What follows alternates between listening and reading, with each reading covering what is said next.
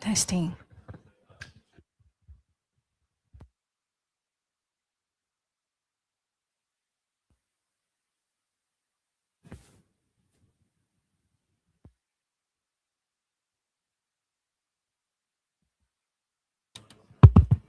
Test, test.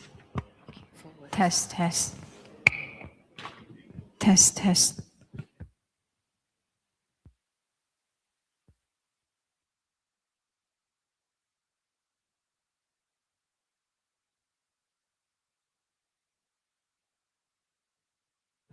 Test, test.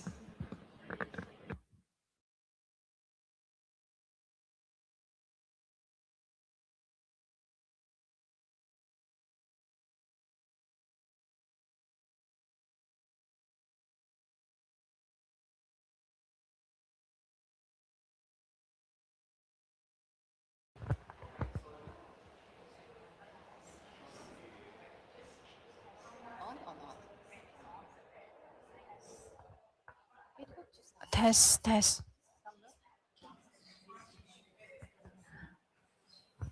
Test.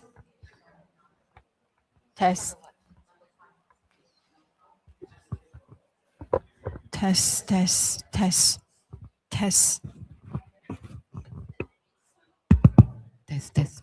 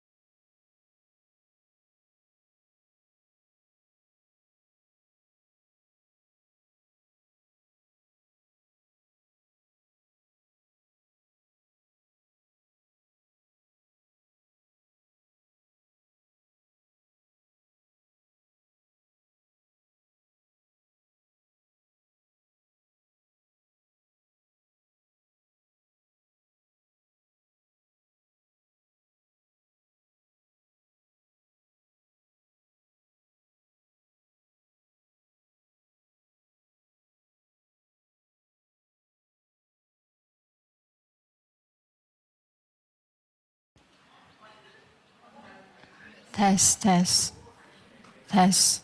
Check online. I'm not getting it today. My Facebook is not working.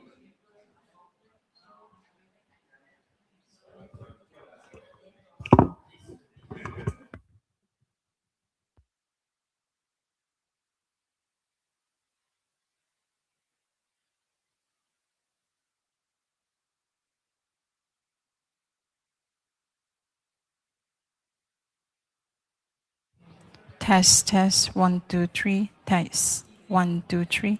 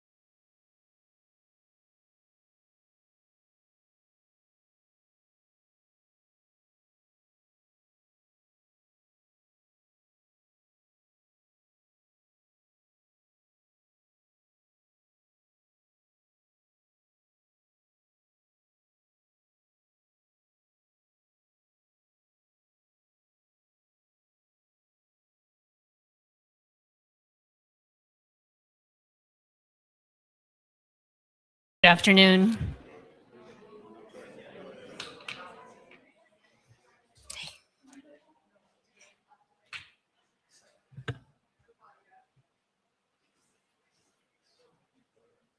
Good afternoon, everyone, and welcome to the talk and also a book launch by Dr. Mazna Muhammad titled Emotion and Passion in Gender Policy. The medium is the message. Dr. Mazna's talk will be about 40 minutes, followed by a brief discussion between the two of us, and then we'll open it up for audience Q&A. Before I go through Dr. Mazna's bio, I wanted to say that as a junior scholar, as a graduate student who works on Malaysian studies, Dr. Mazna's work has been pioneering, particularly in relation to gender in the gender studies field. And so this is an incredible honor and a privilege to be able to be in dialogue with Dr. Mazna, whose work continues to shape how I think about my own scholarship. Dr. Mazna Muhammad is currently an honorary fellow and formerly associate professor in the Department of Malay Studies at the National University of Singapore. Prior to this position, Dr. Mazna was an associate professor of development studies at the University of Science Malaysia in Penang, and was also a visiting professor of Asian and International Studies at the University of Toronto. She is currently teaching in the Masters of Art in Leadership Development program in the Asian Women's Leadership University College in Penang, where she is also a professor of gender studies. Her areas of research include Muslim family, Islamic law and bureaucracy, and Malaysian electoral politics. Her books include, and there's an extensive list of her publication that I can't cover here, books and articles and journal articles and public-facing publications. So some of her books here include The Divine Bureaucracy and Disenchantment of Social Life, a study of bureaucratic Islam in Malaysia, Feminism and the Women's Movement in Malaysia, Malayu, The Politics, Poetics, and Paradoxes of Malayness, and Family Ambiguity and Domestic Violence in Asia. Her forthcoming co-edited books to be published this year are Visual Interrogations of Femininities in the Malay World and World Making through Malay-Indonesian Manuscript. Please join me in welcoming Dr. Mazna Muhammad.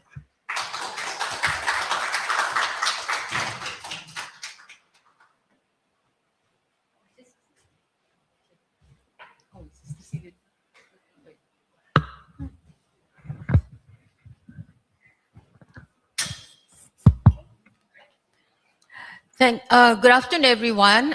Thank you, Azza, for that generous introduction. So happy to see all of you, especially my friends who have come quite far. So thank you so much. I also would like to thank Dr. Tan Lee Wee, who extended the invitation for me to speak here and assured me this sort of book actually may not fit with PI, but it's okay, because he thinks that the audience that's going to be here is going to be like you. So thank you very much. And I'm also delighted, of course, to meet up with Dr. Ui Ki Beng, because we were together in Singapore. So thank you so much, Ki Beng. And I think Penang Institute is such an idyllic place to work. So congratulations, for putting together this wonderful place and to give an opportunity, I think, for Penang people to come together for some slight intellectual stimulation, but maybe more than that. So yeah, thank you so much. So let me, can I start? Do I just, okay. I can't really see it's okay? It's all right. Oh, is that right there? Okay, so this is the title of my talk, as you know. Okay, this is the book. Actually, I would not like to call this a book launch, really, because I think book launch is really just about promoting yourself. But because I like the book to be more than just, a book for people to purchase or anything like that. In any case, this book is very expensive. It's very expensive because it's published by IB Tauris in London, and it would cost like about 80 euros for you to purchase. But don't worry, if you are interested in having the book, I have the ebook copies, and actually the ebook is wonderful. I can just send it to you. I paid for one copy of the ebook, and that can be sent to I guess there's no limit to how many people can actually share that copy. Yeah, so please feel free to let me know if you want to have a if you want to, right? Okay, so what I'll be presenting to do, as I say, is not so much about the book. Yes, of course, it is about the book, but I would like to actually explore some themes, some gender themes, rather than just on sexuality, because if you go through the book, it's very specific, you see, to the theme of sex and sexuality in Islam. But today, I think I'm going to kind of extrapolate it a bit and relate to more contemporary issues, and that's about gender policy. Because I have not talked about gender policy in this book, but I think it's a good opportunity to use this book and talk about gender policy today. So just two themes that kind of fits into the theme of the book is marital rape and wife beating. Now, if you look at the index of the book, I don't have an index on marital rape. Neither do I have an index on wife beating. Okay, so which means that, you see, none of those manuscripts actually have concepts like that. So these are, of course, very new concepts, modern concepts. But I will then try to relate, see, to the contents of the book. So I will, of course, give you some arguments of the book, and then, of course, this is something that I thought, you see, would also, it is not in the book too. The idea of medium is the message. The reason why I choose this theme, I think we all live in a world in which the medium has changed, you see, the medium of communication. So I will tell you how I would then try to relate, you see, my book and this idea of medium and the message, particularly on the issue of the policy, gender policy. Okay, why the book, first of all? Just very briefly, is that the reason why this book was written was actually due to my research on Malay manuscripts. So there was no idea that there were these manuscripts, you see, on sex or sexuality. But subsequently, having gone through the catalogue of manuscripts, we found that there were so many, actually, manuscripts or old texts, handwritten texts in Jawi on sex. And they were catalogued, you know, as erotic, syair, or on coercion, you know, that sort of thing. But then nobody studied them. So the reason was, I thought that it's because the first scholars who studied Malay manuscripts were colonial scholars. I think it's very difficult for them to deal with themes like sex, you see, because at the turn of the century, what they were more interested in was how to colonize, how to understand the Malay mind. Somehow or other, sex, you know, was not in the picture. Okay, everything else, you see, they studied, but not this book. So I thought that, you know, they deserve, you see, to be looked at. And perhaps because they were males, it was even harder for them to look at these themes. Okay, there are three parts of the book, just for a kind of a overall introduction. We sort of divided the literature into three kind of themes. One is passion. The second part of the book is on paradise. And the third is on propriety. If you can guess, of course, the passion is, you know, a little bit, it's more like romantic love. And paradise, I think paradise is the metaphor, you see, for something that's more, transcendental. Yeah, and I think you can kind of relate it to sex also. And propriety is when the whole norms have changed to something else. So importantly, this book, I think if you think about sex, it's all about pornography, especially if the book talks very explicitly about sex and sexual techniques. So it's very far from that. So Islamic literature on sex has nothing to do with pornography. Actually, pleasure is considered sacred. So that's very important. It's not just, it's sacred, and therefore it's part of being pious. Being a pious Muslim, actually, your knowledge, you see, of life is not just about rituals or prayer, but also about how you connect, okay, with your spouse. So that is so central to a lot of the literature here. So I also, it's not so much I am prepared for any backlash, because I don't think I need to be worried, because really a lot of the things that are in the book is really passages, you see, that relate to the hadith or the prophetic tradition. So no matter how explicit the passages are on sex, they are actually passages that try to emulate, you see, how the prophet would have done it. So it's all about prophetic tradition.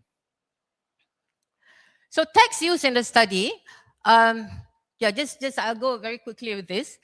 Poetry will be in the part one, because how Islam was spread, you know, in the from the 12th century to the 16th, 17th century, I mean, you don't have actually Sharia laws, okay?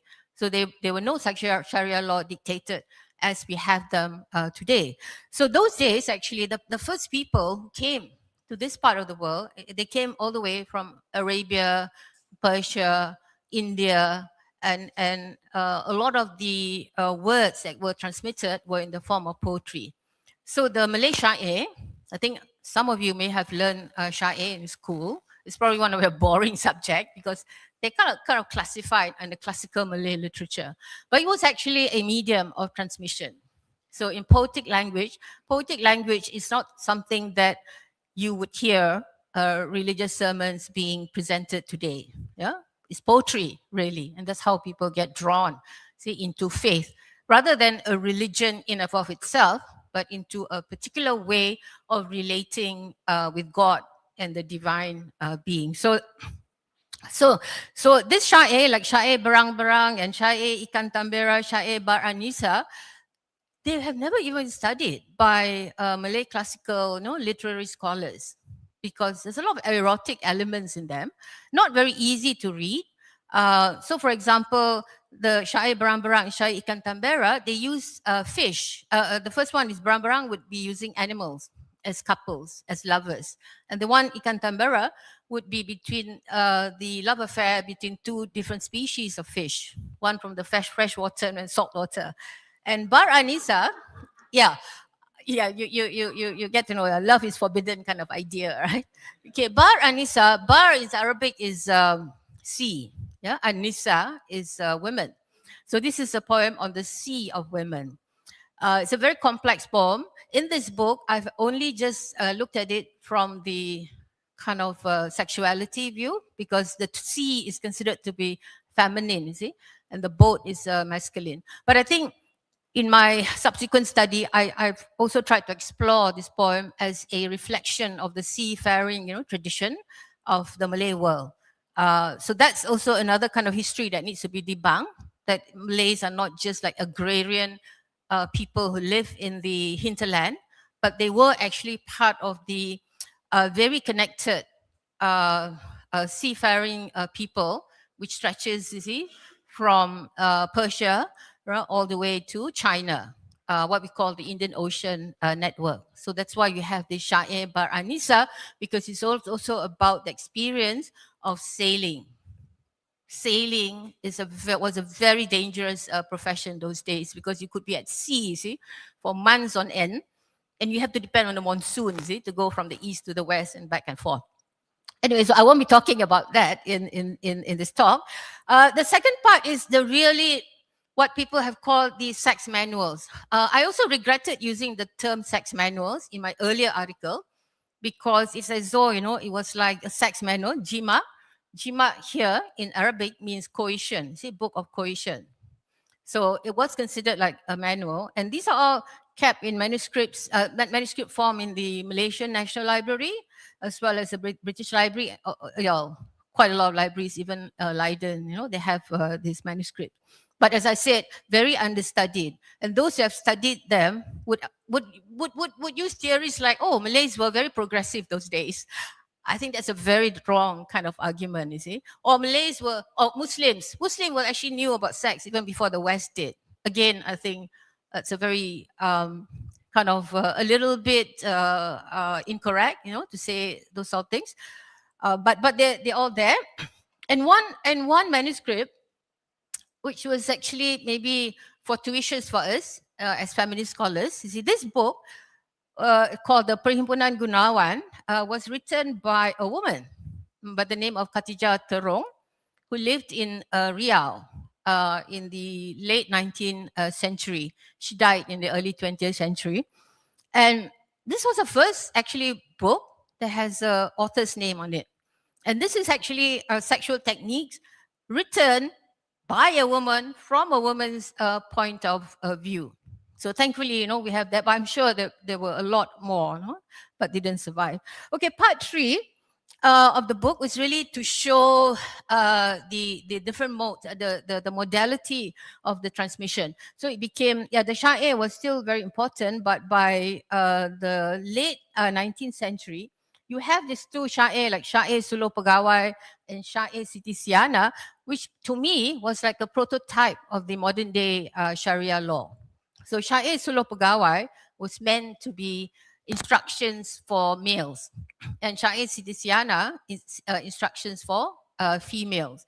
So if you look at syair Suluh Pegawai, you actually can see that most of the provisions of the Sharia law today on marriage, on divorce, on all kinds of rules, regarding the family, could actually be found in this syair. And Siti Siana is really about women, and what their duties are. And then we look at the early 20th century published texts, which of course then changed quite a lot of the tone, of sexuality by the time they got published. So just for you to reflect, maybe for now. So the medium, as I say, it has kind of changed, from something that's more ambiguous, like the syair, to the kitab, which I think not everybody could read at that time, only a select group of people, and then to the printed form. So the first two parts are really about manuscripts that are handwritten. So they are circulated by people who successively copy them to be passed down, from one place to another place, one generation to another place. So when you copy and recopy, you actually will impute certain inflections into them differently. So maybe the Aceh recension will be quite different, from the Riau recension, because it had traveled over distances. Just to show you some of the manuscripts, maybe I'm just trying to say that, they were authentic. So these are the kind of manuscripts that you can get from the different places all over the world, from Oxford, from Royal Asiatic Society in London, and then you have the one from the PNM, Perpustakaan Negara Malaysia. They're all about all these, either their love poems or the kitab Jima. Yeah, this is kitab Jima. You could see, well, I don't know how many you read Jawi, but really, I think these are telling, right? The diagrams. So if you can read the Jawi, a lot of the, first of all, is a shape, right? I think you probably, definitely is the shape of a sexual organ, the female sexual organ. But of course done, very in an abstract way. So one is a shape of a pinhole, the other like a lotus, and the other like just like a triangle. And there are names of the Prophet's wives, sort of imprinted around this organ. So to show, that it's not heretical, to be using all these names, but they are part of that whole cosmology, of sexuality and pleasure being sacred. This is a woman authored Perhimpunan Gunawan. Perhimpunan Gunawan is Perhimpunan in the Old Malay is actually Congress. Congress means cohesion. Yeah, Gunawan means the wise people. So she used a term. It was actually translated quite differently before, but I think when we look at the content, it's really just about sex. So it's a sex manual, but it's also a book of spells. And this is how a book written by a woman, and probably, the other books do not really have authors' names there, but you could see that the spells in this book are really like tailored, for women. And so they would use ingredients, from around the house, whether it's herbs or flowers and things that can be found easily. It's all to enhance, sexual pleasure and the whole idea, of getting into sort of a congress. This is a syair, they already printed by now. Early 20th century print literature, I think it's very difficult to get this literature here in Malaysia. These are all that I found that were kept at the British Library. I mean, so for all that what they did, we should be thankful that they actually preserve a lot of these materials there. So the tone by the time all this syair had been published in the 20th century, the tone had really changed. From the 16th century syair to the 19th century or 17th century manuscript. So this is where the propriety comes into the picture. It's like the woman's body, becomes a kind of a representation, of morality. So the kind of embodied morality idea comes into the picture with this printed literature. Now, just for you to think a little bit, what difference is there between something that's printed and something that's just copied and circulated? Actually, there's a lot difference. Because once it becomes a printed literature, one thing that the printers are very concerned about is what should be published and what should not be published, right? So you don't have that kind of sort of thinking before that, you see, because it's just copying, and people keep the manuscripts personally. So printing technology changed a lot of things, and this appeared, in the 20th century. They sort of coincided with the period of Reformation, with anti-colonialism, and so the idea, of Islam coming together, as a form of movement, social movement, was much more stark. Now that it can be printed and it can be circulated more widely.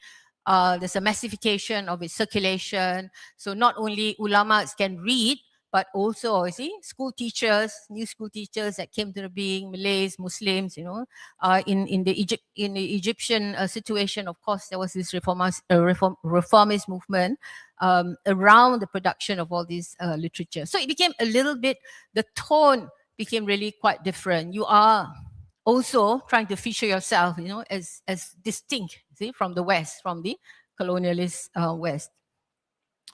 So, in a nutshell, what changed, say from the 19th century to the early 20th century was, in the early years, poetry was pedagogy, and prose. Poetry is something that can be read in the syair form, and I think that's how people get attracted, to syair, because they are both an oral and oral sort of culture. So prose is more instructive. Yeah, but they both kind of work together. Well, sex was regulated, but not silenced, because there was no need for the kind of censorship, at that time. I think you realize, those days there was no such thing as censorship, but it's regulated within different circles. So the body was actually a spiritual medium. So the body, the concept of the body at that time was not separate from it, being part of the soul, and the soul is a part of the spirit also part of something that you can connect, with the divine. So it's all kind of holistic. And so intimacy, as we said, earlier, is very much tied to piety, rather than what we think of today as something that needs to be regulated. So in contrast, of course, print became a moral discipline. It was a very useful instrument for moral discipline. Sex was also morally dangerous, especially, when women were given education. At that time, women were starting to come out of the homes. So there was more of this consciousness to control women, and the woman's body became like a moral boundary. It became what was considered Islamic and was considered, something from outside. And chastity is, of course, became tied to obedience. To be obedient, you have to be a chaste woman. So how does medium change contents? I'm just putting this in because I thought it'd be quite an interesting discussion, and to put it in context. So those who have read McLuhan's, but I don't think you have, because he published his book a long time ago in 1964. It's called Understanding Media, the Extensions of Men. So of course that language at that time is still using men, very kind of patriarchal kind of language. And it is actually, the book is very, in some ways, people have criticized the book as being racist, as being sexist, and so on and so forth, because he was really just looking at the media from the Western sort of perspective. Anyway, what is interesting about this study is that it says that, first of all, yes, medium. We think of medium as just something that transmits something, right? But he says that actually you have to look at media and see how it changes content. Yeah, so the content could be the same, but if the media changes, the content can then also have an impact on the audience or the spectators differently. So it changes the pace, the scale, even the pattern of human affairs. And, media can be not just whether it's radio or television, but it can also be simple things like light bulbs or goods or games or transport. So every of this activity carries a message. And what's the content of that? So this is what is important, I think, about this study. So McLuhan's human history, he actually just studied up to 3 oral, print, and electronic. So oral, would be just what you transmit orally. Print would be the newspapers those days. Electronic was the radio. So 1964, maybe then the television at that time. Of course, the study did not extend to the internet and the AI. But that's another story altogether. And I'm sure there have been a lot of studies now looking at that. The medium is a message kind of idea. I sort of want to put a corrective because I don't want to kind of feature, McLuhan as the guy who has the theory. Because now people have used his theory differently while being critical of his earlier approach. I mean, they also put a feminist approach to the idea of medium is a message. Every medium has got power dynamics in it. So there's gender, race, class, sexuality. Everything is integrated, into the change of medium. There's all kinds of things that can happen. So this quote from Sarah Sharma is quite a recent study. So she said that within a patriarchal society, technologies function to extend patriarchy. In more radical traditions of feminist thought, technology is understood as inherently patriarchal.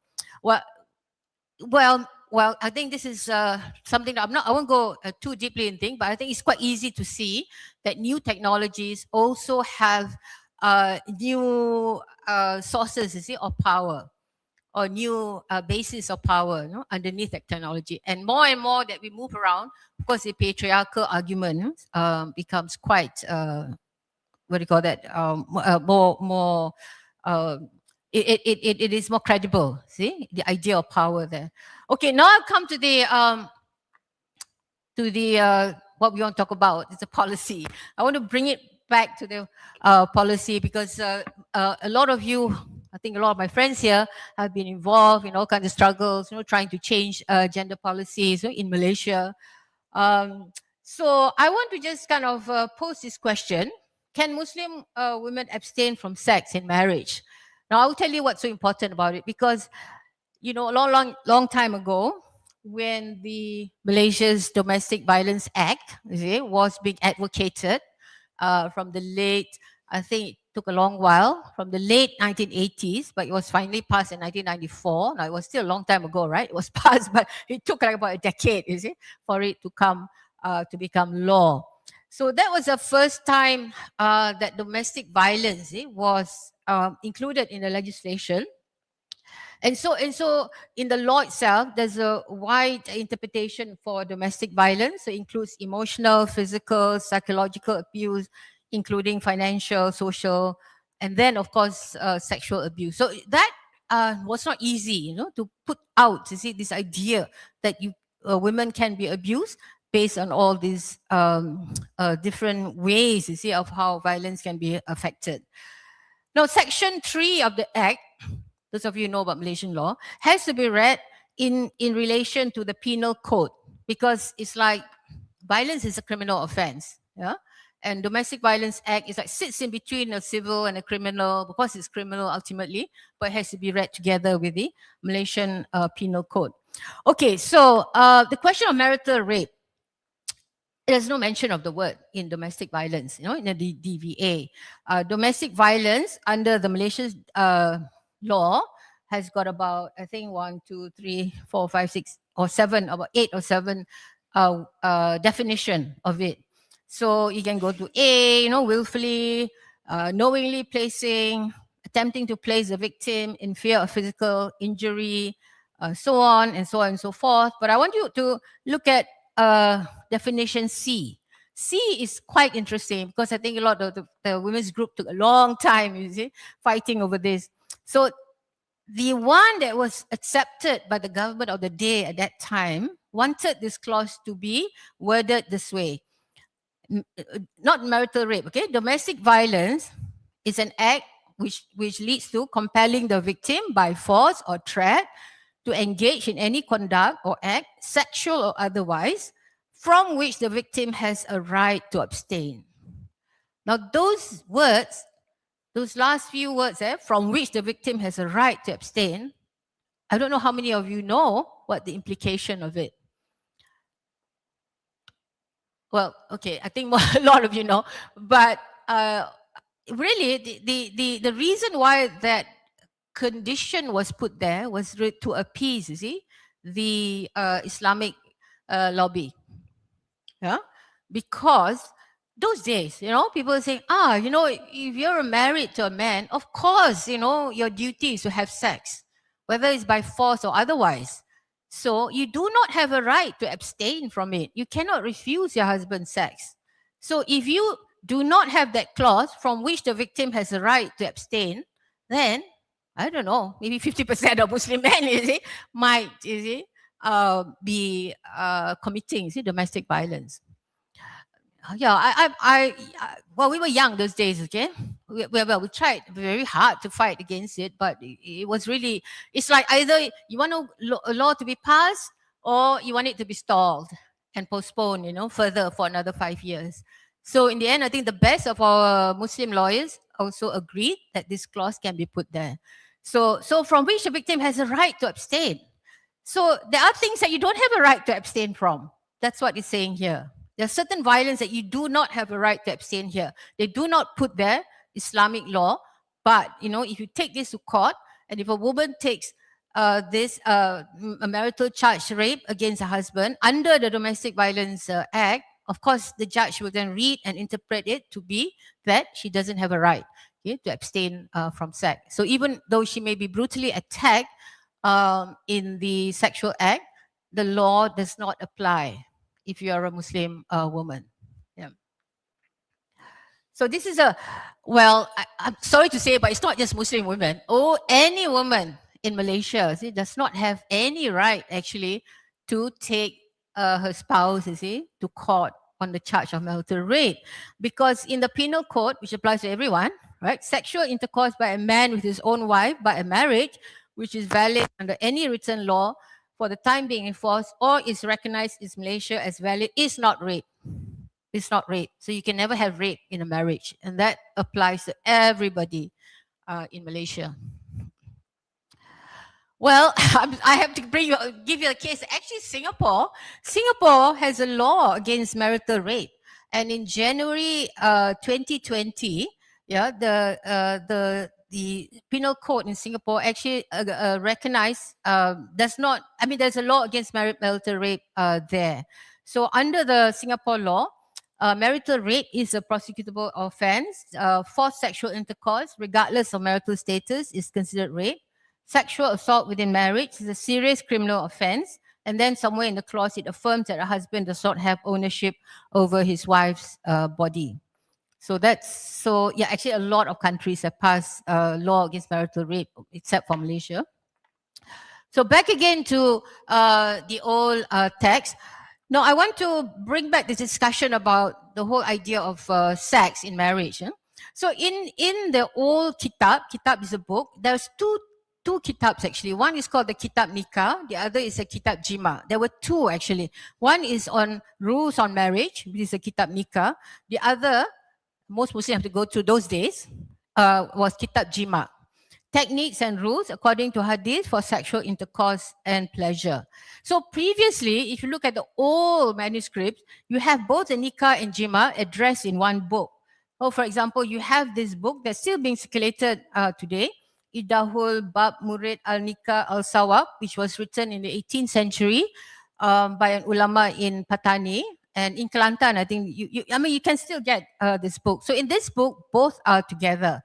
But now, in the Sharia law, you only have the nikah. You don't have the part about jima. That's completely, because it's very difficult to legislate, on sexual techniques and that sort of thing. So kitab nikah is very straightforward. You have, marriage is not compulsory. By the way, marriage is not compulsory for Muslim, but of course it's strongly encouraged. And of course, marriage comes with the incentive of sex, that kind of thing. So in the syair Suluh Pegawai, all this whole section on how, marriage actually provides you this, reward of sex. However, Raja Ali Haji, who wrote that sex, said that if you don't have the propensity for this, do not get married. Do not get married. only if you are find pleasure in sex. So Kitab Jima, I'm sorry, but I have to kind of just a little bit, because it's very instructive, the Kitab Jima. Much like a manual, yes, it can be called a manual, but basically in Kitab Jima, they say that sex must be approached through tertib. Tertib means orderly and with etiquette. That's the first principle. So this is all according to the Prophet. So many, there are different qualities and different steps, about at least 8 steps, before you actually have intercourse. So for example, you have to do it under the sheets, you have to perfume yourself, bathe yourself, be clean, all that. Very importantly, you cannot just get into sex. You have to create an atmosphere with playful banter and jokes, is it? So in Malay, bergurau-gurau daripada tiap-tiap yang membangkitkan syahwat keduanya. It's very, very important. So at the height of sexual arousal too, the man is encouraged to delay ejaculation before the woman reaches her own orgasm. So this is a Malay. Sunat apabila anzal dahulunya dinantikan hingga anzal istrinya. So there was this idea about the simultaneous orgasm, and it was all part of the tertib of the Prophet. I'll tell you why after this. So can sex be coercive? So based on this tertib, of course, you cannot imagine sex can ever be coercive, because you need to approach the whole action, you see, with jokes and foreplay. It's a prerequisite. So it's very, so if you think of it, if the Kitab Jima was included in the statute, of course it wouldn't be. There would be this condition. And so if this condition was there could never be marital rape. This, just to give you some more, about how it's actually from the Prophet. This is a manuscript in the Malaysian National Library. So there are like this very, very meticulous 8 conditions. The first is that your wife must be lawful. The second, that she consents to it. The third is to observe the etiquette of entering her sexual organ. The fourth, to be able to succeed. And fifth, to be able to sit together. And the sixth, when the door to heaven is open. And the seventh, to be mindful of orgasm. And the eighth, to do it at night. That sort of thing. So very, very specific about how it should be done. But no one follows this anymore. Right? So many passages about how the Prophet loved women, always indulging in sex gently. So this is yet, another kind of saying, from the Kitab. This book, Al-Ghazali was a 12th century philosopher and also a religious personage. It's very popular, his book. Ihya Ulum al-Din is read. It's like a Bible, among Muslims today.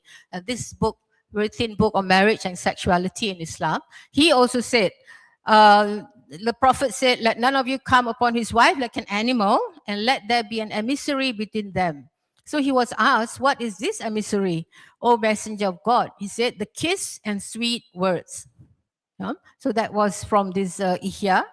And then he went on to say what qualities of the man are considered deficient by the Prophet. And the answer was that he approaches his concubine, those days concubines are allowed, concubine or wife, and have sexual contact with her before exchanging tender words and caresses. Consequently, he sleeps with her and fulfills his needs even before she fulfills hers. Well, this is verbatim, you see, from the translation of the Ihya. Does anybody ever use this, you see, when they put that, a woman has no right to abstain, you see, from sex. That's a kind of, I think, a debate that's kind of not allowed. Okay, just very quickly, I'll go to the wife beating. Is wife beating allowed in Islam? Now, this is a bit more difficult. I think that marital rape is quite easy, if you want to advocate, you see, to criminalize marital rape. If, there are Muslim scholars who are more sympathetic and who go back to these sources, I think it's quite possible.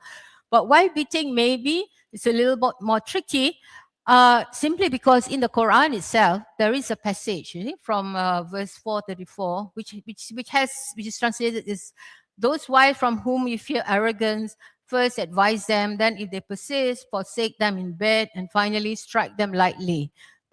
If they obey you, once more, seek no means against them. So there is that even though, in this translation, it doesn't really say you have to beat, right? So it depends on how it's translated. Forsake them in bed.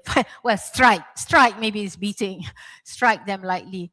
So this verse has been kind of going around and debated. However, in the kitab Jima, at least in the ones I've looked at, especially the one in Malaysia, yeah, the one in Malay, actually you don't find any instances of disobedience except the disobedience in refusing sex. Yeah? So that is when men call their wives to bed and she refuses and he falls asleep angry as his wife, then she is cursed by God and the angels. Now it doesn't actually come with the verse that say she can be struck or she could, be whatever, goes to the next stage. It just says that the angels and the gods will be angry and that she'll be cursed and that she'll go to hell. That's in the kitab Jima. However, in the 19th century, Syair Suluh Pegawai, Raja Ali Haji was a very revered literary as well as a religious personage, from Riau.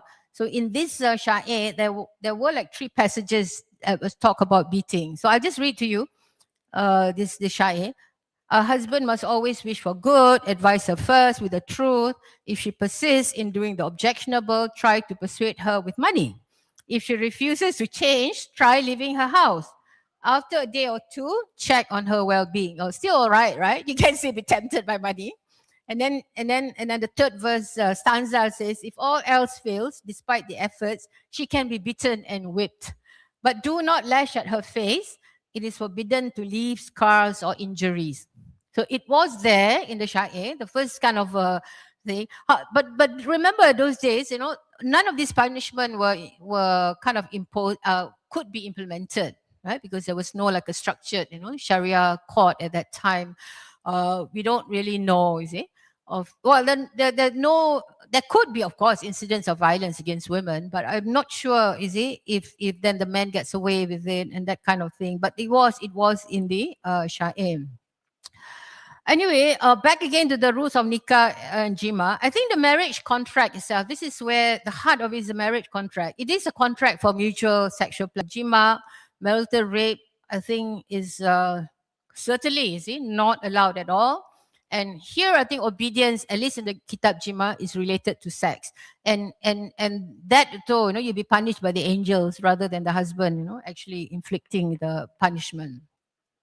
So the difference between kitab and modern law, so here we are again about the contents. The contents are the same. The contents are the same. They will go back to the hadith, they will go back to the Quran. But of course, in the kitab, it's more ambiguous and of course, very contradictory. Contradictory. At the same time, you have to appease your wife before sex, but at the same time, she's also not allowed to refuse sex, kind of thing. But in modern statute, the policy itself is crafted in such a way that ambiguity is removed completely. That's why, that clause, only if she has the right to abstain is put there to cover all grounds, to cover all grounds. You don't even leave room for the judge to interpret. They have to put that clause in case, a Muslim woman brings her husband to court. So that's why legal language sometimes works against you. Well, it does protect you, but it works against you. It's too definite, and there's no room for anything else. Okay, why and how intimacy understood before and legislated today? Let me tell you about in the past, because why was there this idea that there has to be this simultaneous kind of orgasm? Actually, it's a kind of belief that was present in medieval world, not just in the Islamic world, but also in the European world. This was before science came into the picture. Those days, they thought that, having sex was like having one body. One body means that it is necessary for both bodies for reproduction. They are correct, about that, but they don't know the science of reproduction. So what people thought those days was that both bodies need to produce a fluid in order for reproduction to occur. So for a man, of course, it's ejaculation, but women also produce the fluid. So at that time, the belief was that the fluid, both the sperm, the semen, and the women's fluid comes together. By the way, in Arabic, mani is used for both male and female fluid. Not like in English language where you use semen for men. and other fluids for women. So this is idea that in order to have reproduction, both fluids need to mix. Of course, when science came to the picture, and so you don't need that. You only need the sperm to pollinate, you see, the egg kind of idea. So orgasm is completely detached from that whole biological process. And so this is why views and gender change. So the concept of the divided gender came after that. The superiority, see, of the male. This is one theory, okay? This is one theory that's got to do sexuality. There's dominance of the male, and this concept of ownership, right? Because the idea of the sperm fertilizing the egg, leads to the idea of dominance. This kind of thing sort of change, and of course, it it gets into everything else. So marital rape, yes. Again, I want to say, going with the hadith, no. But can women be disobedient in marriage? Again, only in rejecting sex by husband. But by then, when the printed literature came into the picture, the concept of the male and female in Islam also began to change. This is, I think I'm just going to reiterate again, you see. When men call their wives to bed, she refuses, so she falls asleep angry with his wife, then she's cursed by God and the angels. So kind of stop there. But of course now it's different. So why beating? It is, I don't have an answer to this yet, because again, as you say, it's a lot more difficult than marital rape. So as far as I can see, it's conditional. And it's not really specified what is considered disobedience. There's nothing explicitly said, any of the text, what is obedience. But then again, a husband cannot also force the wife. So if you go by the principle of sexuality, there's also has to be this mutual idea, of consent. So maybe there is really no condition which allows for disobedience, no violence. I mean, this is if you were going to kind of take the policy, and try to debate and say why we should move the other way. You can also make this sort of arguments. So a few more slides. There's a change in the medium. So I want to say is that the medium itself may have affected, how we understand the concept. So poetry and verse, oral, very difficult to pin down in anything. No one comes to tell you, this clause should be there, that clause should be there, simply because, poetry is something more creative. Poetry, by the way, was the medium for the transmission of Islam. It was ambiguous. The kitab was more elite, very elitist. Only people who could read, could actually use the kitab. Of course, they were transmitted orally too. So it is more exclusive. Printed one, there was a bit more permanency to it. And then when it comes to the law, it suddenly becomes very unchanging, and punitive. So my concluding thoughts on all this. Well, texts on sexuality have transformed in medium from oral to exclusive text to finally the inclusive print media and now social media. I'm sure we can talk about that, separately. So the ambiguity, the fluidity has become more refined, permanent, and I think with social media, you could say that it is more the space, the pace of change, is also coming, faster. But I don't know, social media the medium has also changed how it's transmitted. With all this algorithm, right? You can only get to see what you like, and then the other person got to see the other side, and you don't kind of come together, in any debate. So that's yet another issue, about contents and medium. So modern statute is a form of medium. It translates message into a language of non-ambiguity and coercion. So the modern Sharia laws does not include rules on sexual intercourse at all, even though it was part of the Islamic, principles on marriage. And of course, then once you take out the sex, you also leave out the debate on sexual violence. So there's more than just contents, what I'm saying here. And finally, why the study on the history of sexuality matters. After writing this book, then I sort of I got to reflect on it and to think of Islam as having a very plural past.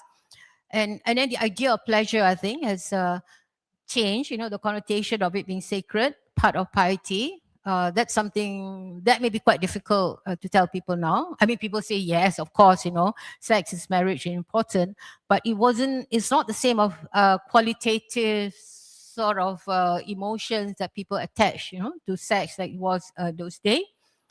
And I think just by kind of looking at sexuality from a historical point of view, I think there's a lot of potential for the opening up of new conversations, on many issues, not just on the laws, on domestic violence or marital rape. I think there's a lot more, even beyond this. So thank you very much, for listening. Thank you.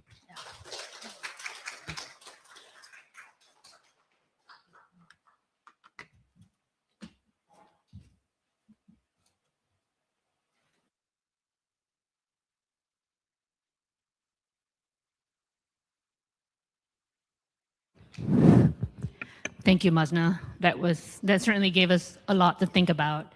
So I wanted to backtrack a little bit to ask you, what is the genealogy of this project? Meaning, how was the process of coming to these kinds of manuscript? What was the process of it, and like in the broader context of your own work?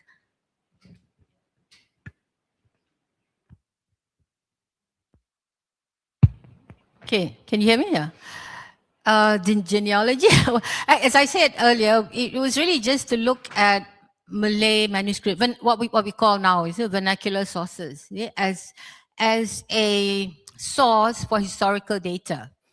So those of you who are historians, we've always kind of used the archival data kept in files, collected by British scholars, administrators, or observations of Western travelers to the eastern part of the world. If you read all the history books on Asia, on Malaysia, on Malay world, like 80% of the sources would be from there. Okay, so of course the Malay text existed, the hikayat and the syair, all kinds of pantones and so on, but they didn't think of them as having any validity, historically. So scholars like Winstead, R.J. Wilkinson, those are the people, who invented, Malay studies in the 19th century. You know why they invented Malay studies? Because they wanted to train the civil servants, the British civil servants. So they had to put together a curriculum. So they got all this hikayat and syair. Yeah, this is Malay mythology. So you study it as literature. But they never kind of sort of, relate that to the idea. What is history itself? History may not be linear to us. History might just be a concept, a memory, rather than, kind of charting this one period to another. Okay, this is from the epistemic, point of view. The other thing is like syair. Syair is just considered emotional, very emotional. Nothing. That's the Malay way of thinking, the Malay way of understanding life. But the reason why I look at this literature is because they have not been studied. Because I think by the colonial scholars, they were absolutely useless for us. Yeah, the kitab jima, what has it got to do with us? It's just pornography. What's got to do with the erotic syair? See, we can't teach that in the schools. We can't put that in the syllabus, the erotic syair. They were not really erotic. They're full of metaphors, very difficult to understand. Now, the kitab jima, yes, a lot of people stayed away from it. And I said when they were finally studied by some people, quite recently actually, they call it Malay sexology. Malay sexology, sexology Melayu, So I think that it's a kind of a revisiting all these works again, and then slowly realize. By the way, it's very difficult to read. Some of the kitab jima, because they are not very logical. They jump from one thing to another, and they use imagery, metaphors, and so on and so forth, sprinkled with Arabic and syair in between. Prophet's name, Ali's name, Fatima's name, Aisha, all those things. So there is a sense that it was actually religious. But how do you then see it as a part of piety? I think that's how we piece together. I mean, my co-author and I, Shahira is based in the Netherlands now. So we really actually put together this theme, as pleasure, being sacred. And I think once we had that argument, it was easy to sort of apply, this idea of pleasure as piety in all throughout the works. And it was very religious in a way, because orgasm is also about reaching, the state of divinity. I mean, you don't, and pleasure. So Khatijah Terong actually said that orgasm is heaven on earth. I mean, they're trying to kind of equate, what it's like heaven. So heaven, in a human experience, the sexual experience would be about the most extreme, right, experience that you can experience pleasure. Yeah. So.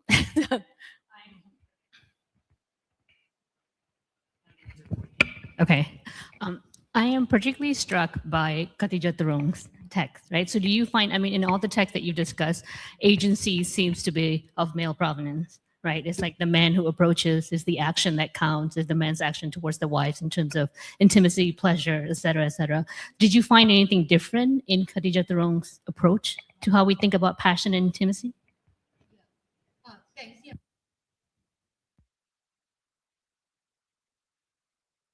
I think you have to switch off.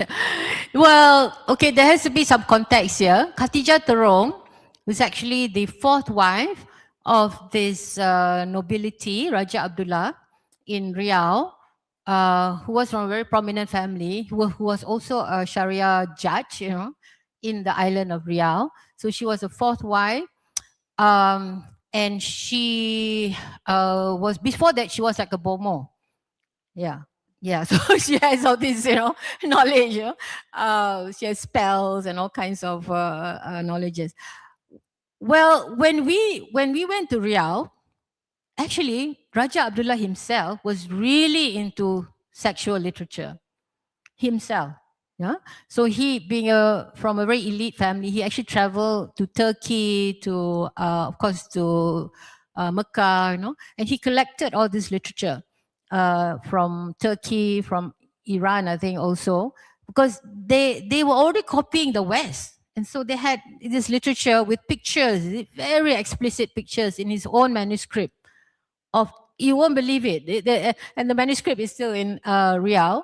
And I think we think that she's also influenced by him, but I think she, of course, was given the leeway to write her own way because she was herself a bomo. And she was also a bidan. So, I mean, she knew a lot, about healing, that sort of thing, especially with women. Yes, how is it different? Yeah, it's actually very different because it's all from the view.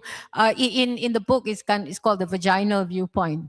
Yeah, yeah, that's a chapter. The title of the chapter.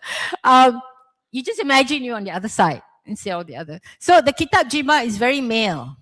So it's also about timing, when you excite the woman, when you're supposed to ejaculate and all that, right?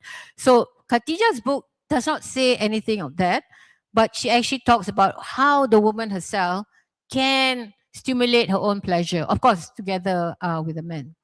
And the spells that she uses, as I say, is very female, very feminine, like the jasmine, the jasmine flower, how you can use that as a perfume, in lovemaking. Yeah, it's very explicit. Sometimes it's quite embarrassing, you see. I mean, I don't even dare to put out her passages here because it's too explicit. But you can read in the book to see how explicit her description of lovemaking is. You would not be able to describe it. I think in the best or in the worst of Western pornography, you can't even come close to it.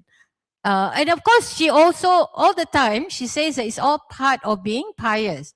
It's all part of this idea, that religion is both, the idea of, the cosmology itself is wider than just doctrines and all that, but also involves nature.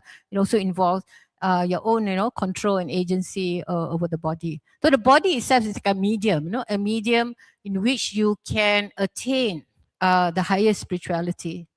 So that there's a kind of thin line, between spirituality and sort of sexual, pleasure thing. That's why I think the Sufis, so by the 19th century, all these Sufistic beliefs, they were not tolerated because the other conservative Islamic, influence from Saudi, from Arabia, started coming. Because when Malays went to do their Hajj in Mecca, so they got influenced by the Shia, that's from Arabic, and they came to Malaya to sort of propagate, the Sunni kind of Islam. Yeah, I wouldn't say that they were Shia. It's just that in those days, there was a mixture of both. You can't sort of say this is Sunni, this is Shia. But definitely, Ali was very strong, was very prominent. And the reason why Ali is Muhammad's son-in-law and Fatima his daughter, these two figures are revered by Shia. So those days, I think the theory is slowly coming to the picture here in Malaysia, that the first wave for Islamization actually came from Persia and actually was more Shia. Or we wouldn't call it Shia, they call it the Ahli al-Bayat, which is the Prophet's household.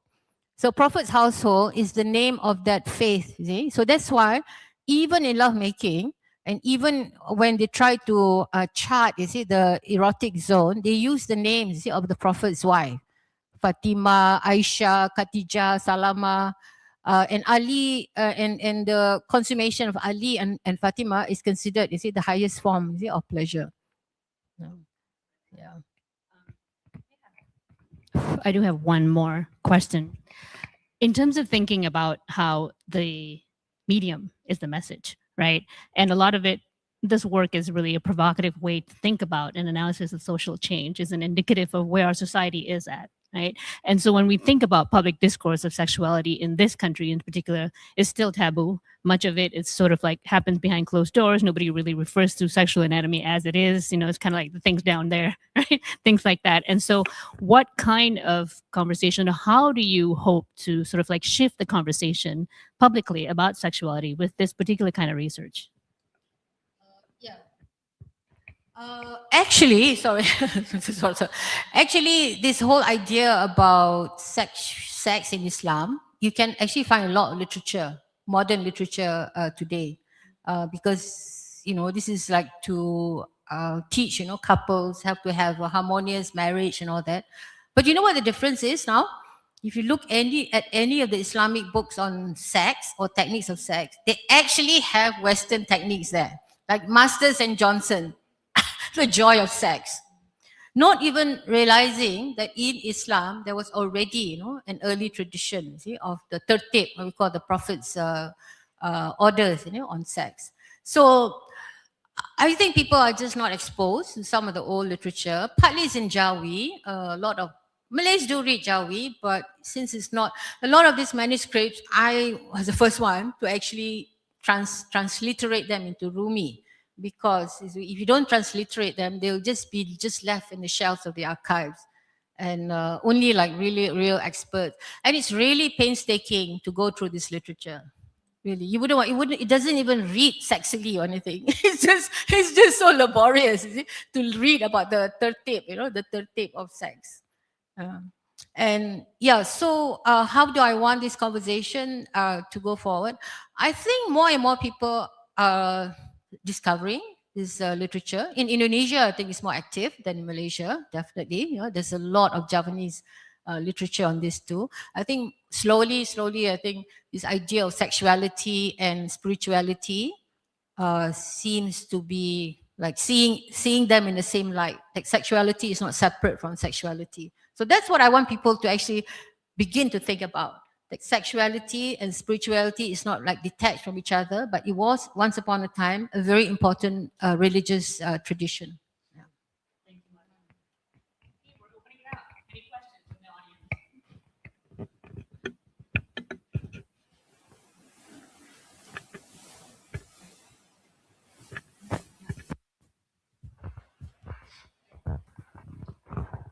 Hi, thanks, Masna, for fascinating talk. I was wondering about the just now the one of the author, Khatijah Terung.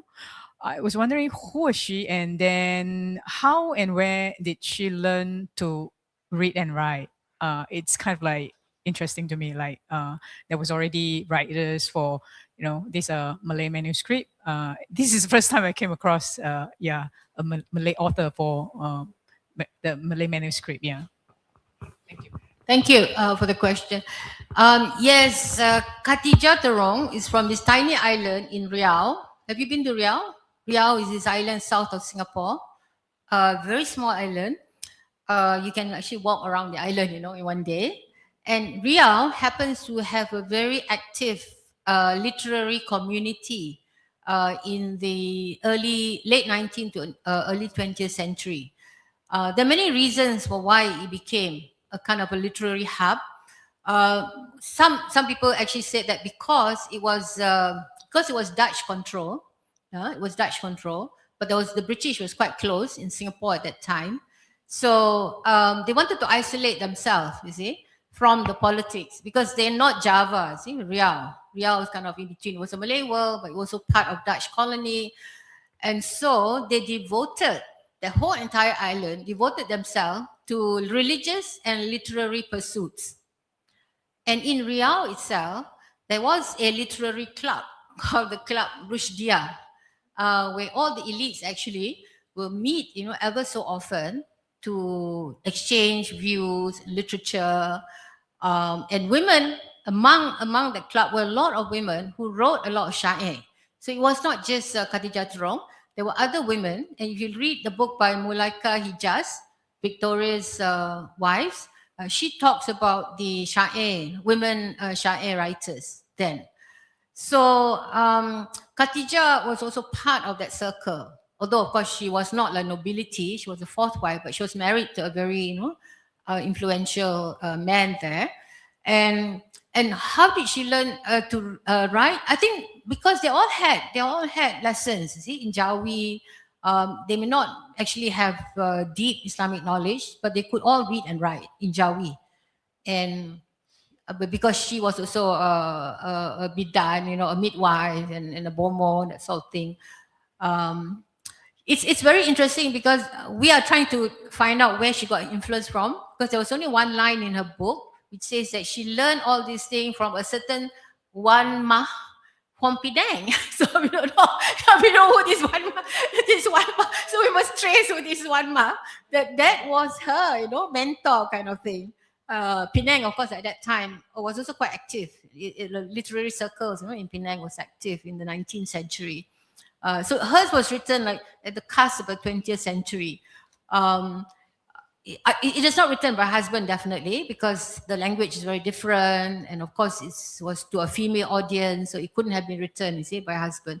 But of course, they were together. And the husband would collect statues, of nude statues, place it in their compound. Now it's all been destroyed in Riau. And as I say, he collected all this literature, kind of a pornography literature. It is still kept in Riau. Riau is a very fascinating place because the descendants of Raja Ali Haji, his great-great-grandson, so he's kept a small library there where he's kept all these manuscripts. And then when we went there, there was also a kind of a clay figure. Is it clay figure? Of a vagina, and a penis, yes, crafted, by Raja Abdullah. It was in Plaster of Paris. Plaster of Paris. I mean, it took us a while, before they showed us. So we didn't want to put a picture in the book, but it was there. So I don't know, this couple, I don't, as I say, I would like to think of them as thinking about sex as part of this whole spirituality. But also, Raja Abdullah was influenced by European ideas on sexuality at that time. So I think she just wrote herself. And well, we said that maybe because she was also childless, fourth wife. And so I guess pleasing the husband through sex is quite important, in some ways. And then it's because she didn't have children, she may have had a lot of time also to write. Yeah, I mean, that's about the only information that we have of her. But we have her descendants there. Of course, the compound is in ruins, where they used to live in Riau. Yeah, the grave is somewhere there. There's a little picture of her in the book, not very clear. Yeah.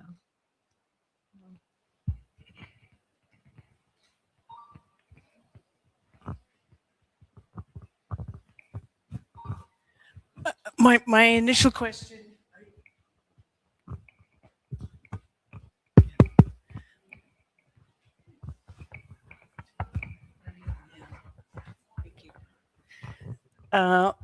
Thank you. My initial question was similar in the sense of, how read or how popular were these texts among, other than elite?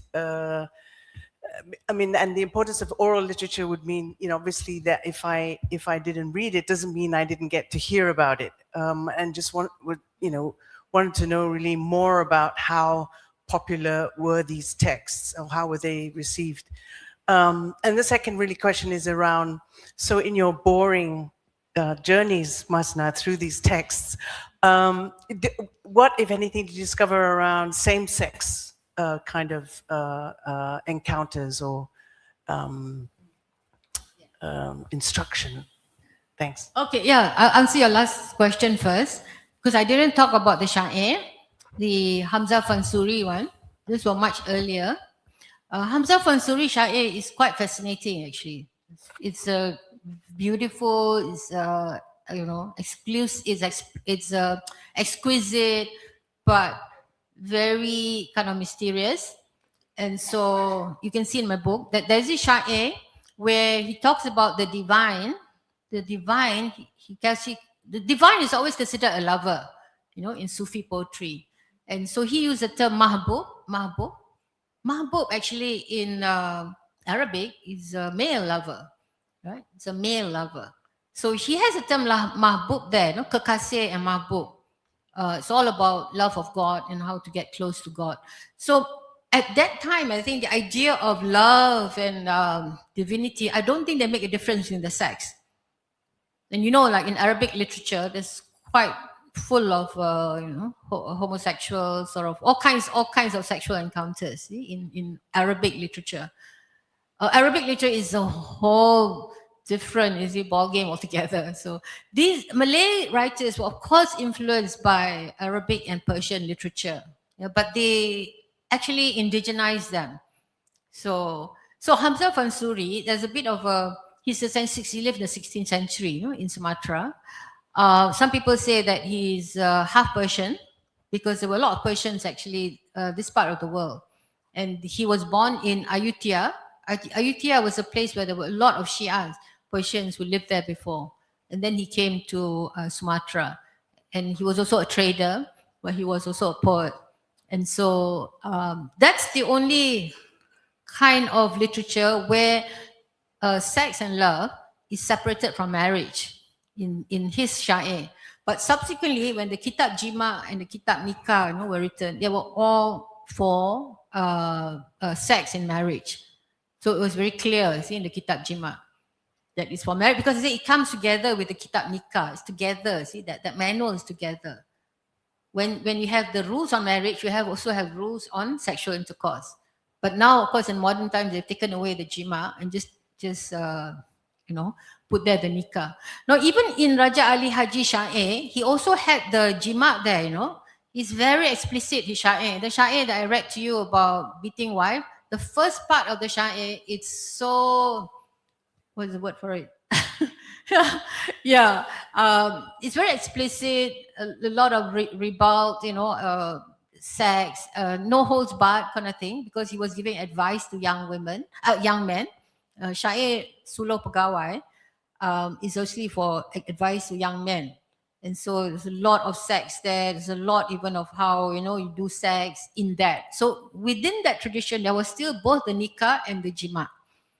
Syair Siti Siana is only for women. Only for women. So it's just, there's also sex there. Yeah, but this is instruction for women. So these are both written in Riau, both the syair. And so the women will have their own reading circle, the men will have their own. And so Syair Siti Siana will be read among this group of women. Yeah, I can't say more, but if you were to read Arabic literature, you can find lots. That's another thing altogether.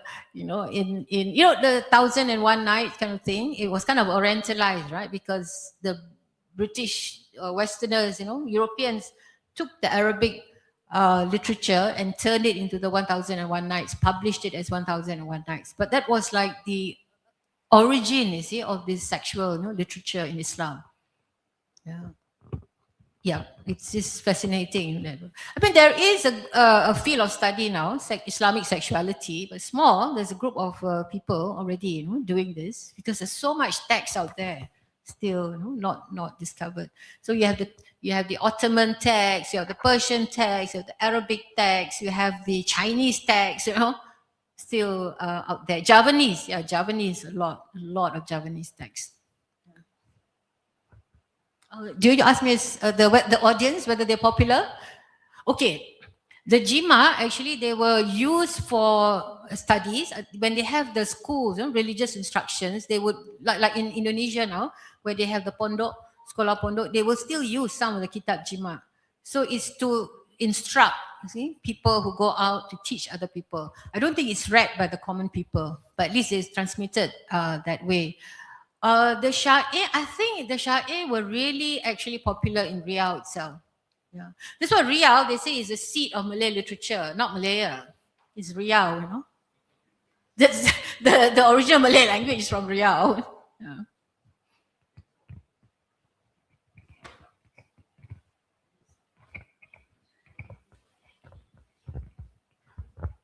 Thank you, Dr. Masla. I'm really interested in what languages are the original sources did you work with? Are they in Arabic or Malay Jawi adaptations? And also, do you see any differences in how gender and sexuality are framed differently in terms of different language and like your translation choice? How do translation choice shaped your personal interpretation of those original texts? That's my questions. Thank you.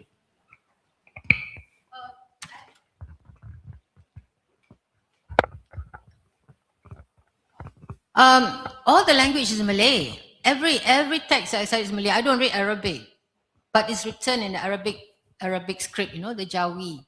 Yeah. So there are a few Arabic words, of course, but not that many. It's really just meant for the Malay audience.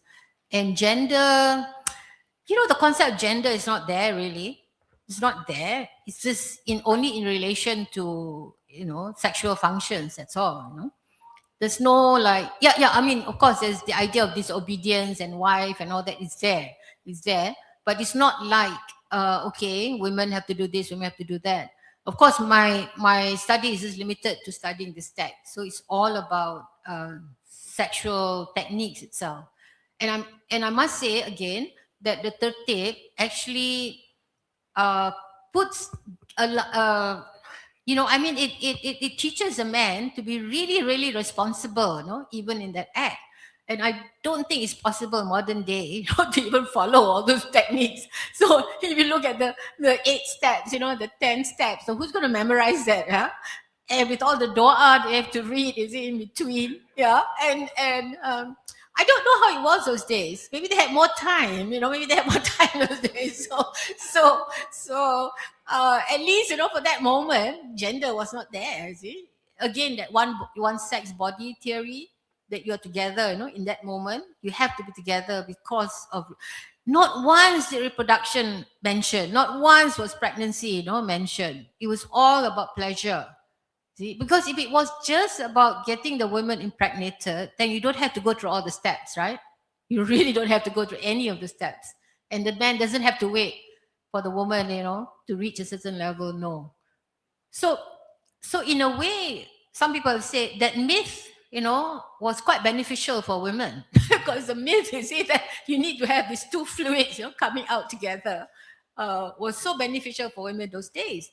And that's how they took so much care in sexual performance itself. It doesn't do, if you just have intercourse and that's it. But today you can have intercourse, you rape a person and then the person can get pregnant, right? So there was no concept of rape, that time, not among married couples.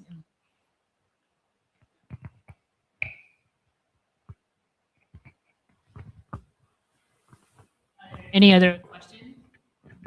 Any comments? Any thoughts?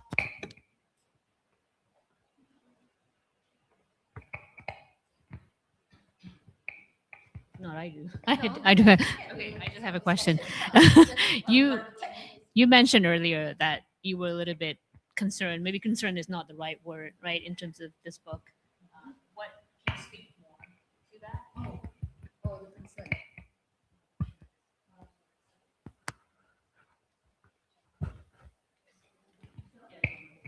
Yeah. Actually, I was quite lucky because the person who helped me transliterate all this Jawi, and he was a very religious guy, you know. He's a civil servant in KL, and so he helped me along. And the fact that he didn't say much, and of course I paid him for it, right? So he was like my barometer. You see? So he agreed with me. Yeah, this is all, you know, all within the religious, you know, literature. So it was okay. But my one of my reviewers, one of my endorsers, I think Professor Ruzi, before she endorsed it, she said, oh, you know, you may get some negative, you know, reaction once it's published. See? But I don't know on what basis can there be any negative reaction. I'm not sure because it's all cited, all cited very, very carefully and meticulously, making sure that you don't make any inference, anything. So today is the first time that I'm actually kind of extrapolating it and relating it to the policies on marital rape and wife beating. But in the book, there was no mention of that. I think they would be quite happy with me because I'm sort of elevating, Islam in a way. I hope so.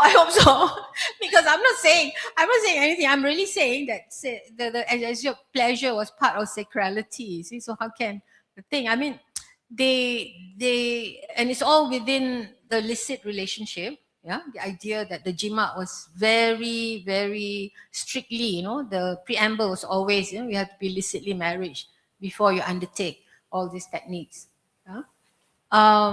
As to the hadith, I think I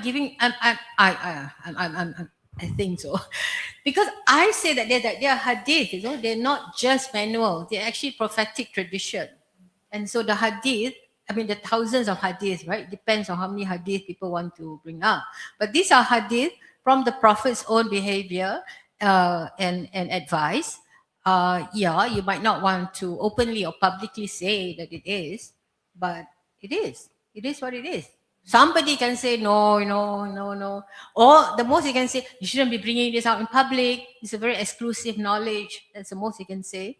Only people who goes through the religious education can have privy to all this kitab. Yeah? But because they're in Jawi, not many people actually have access to them. So they're still in the libraries, in the archives. They're not even printed in Jawi. Of course, people can read Jawi, but they're not printed. They're still in manuscript forms. That's why, yeah. So accessibility is still an issue here. It's not easy, like Malaysian National Library is the worst. They won't, first of all, they're not well kept, the library, and then you're not even allowed to take photographs of the manuscript. You have to sit there. I mean, if the manuscript is about 500 pages, you have to kind of copy them. Yeah. I mean, I don't know what kind of century you're living in, but if you were in the Europe, of course you're free, you just photograph them, well, it's good if they can digitalize a lot of these manuscripts. I think a lot of libraries are doing that, but it's very expensive now, right? In British Library, yeah, some, but not all. The one in Malaysia, they have not done it. So the kitab jima is just a generic term. There's so many recensions and versions of the kitab jima. Yeah, and so some may take extracts from here combined with some other thing, and you don't know what the source is. Provenance is a real issue. If you go to the Malaysian National Library website, they all say that it's from the 18th century. But that's probably when they first discovered the manuscript during the 18th century. But when they were first written, you don't know. How long ago it was written, you don't know. So the copying could have been done many, many, many times.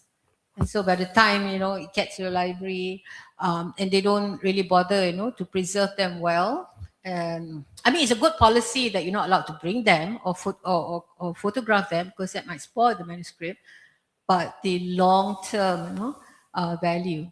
Of course, because there are thousands and thousands of manuscripts, kitab jima will have the lowest priority in preservation. They will just have on the kitab of everything else, kitab fiqh, kitab this, kitab that, but not kitab jima. Kitab jima, nobody will bother. Or well, you might not be interested to look at them anyway, because there's nothing you can teach people, not openly. Yeah.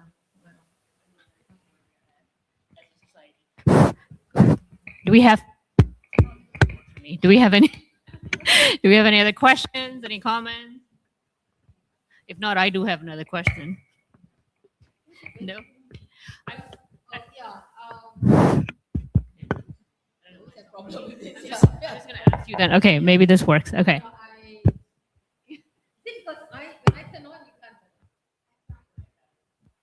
Yeah. Okay, now I can speak. No, I mean, if you're all interested, as I say, I will just give you the ebook if you are interested, but don't bother, if you're not interested. The ebook, is available.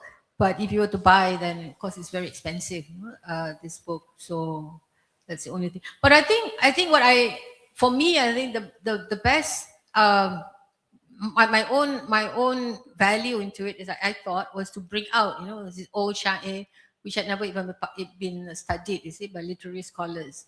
So the wonderful syair on the animals, on the fish and the insect, they're wonderful because they talk about love, romance, attraction, but they're sort of anthropomorphized, in the form of animals. And there's a whole description, of lovemaking and all that in metaphorical language. But then I'm reading it again, all the syair. Then I realized that actually the syair was actually about seafaring, merchants who come to shore, meets a person in court and falls madly in love, and then after that he has to leave. And so there was a lot of longing, that sense of longing. Yeah, the syair. And so that syair also shows, the maritime traditions of the Malay world. A lot of these things were produced in the coastal areas, by the way, not in the interior. So which meant that all these literature would have been influenced by a vast number of people, very cosmopolitan in nature. And so that whole multicultural cosmopolitan influence had been kind of injected into the text. However, the language is Malay, very much so. The examples are Malay. So even the animals, the insects that they use, it's not just kind of product of the imagination. It's actually actual species of butterflies and rice moth, actual species of fish, with the behavior and fresh water and sea water, and how the meeting together, the impossibility of union between the freshwater fish and the seawater fish. It also actually parallels how ships come into the harbor. So from the salt water, to get into the harbor, you have to go through the estuary, which is actually fresh water. And it's all very Quranic. So on top of your it's all very Quranic, because the Quran is full of verses on the ships and sea and river, fresh water and sea water, and birds and animals. So I think there are about more than 10 chapters of Quran, which is named after animals. So that whole idea of integration of ecology there. Yeah. I guess it's another history, of Islam in some ways. The earlier history, I think, that has to be captured and kind of recovered today.